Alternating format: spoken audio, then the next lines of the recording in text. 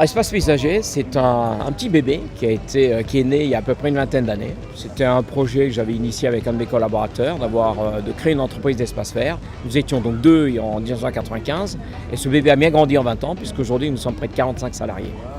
Notre public est essentiellement un public de particuliers pour lesquels nous voulons créer un nouvel espace extérieur, un espace pour lequel ils vont pouvoir prendre du plaisir, sur lequel ils vont pouvoir vivre, profiter de la vie.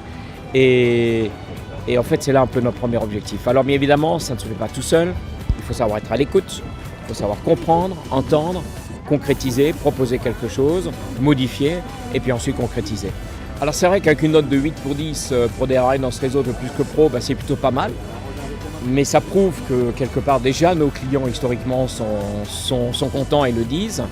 Et ça nous encourage, ce n'est pas une satisfaction qui fait qu'on va baisser les bras, ça nous encourage parce que ça met une pression. Quand on a 8/10, on aimerait avoir 9/10, mais on n'aimerait jamais avoir 7/10. Donc on fera tout pour aller vers 9/10 et améliorer encore cette note-là et être toujours avec nos clients pour faire de belles choses. Alors bien évidemment, j'invite l'ensemble de nos clients qui nous suivent par Facebook. On a 400 followers actuellement, on a fêté ça il n'y a pas longtemps, c'est super. On est sur Ooze, on est bien sûr sur Plus que Pro, donc je vous invite à venir nous voir, nous rencontrer.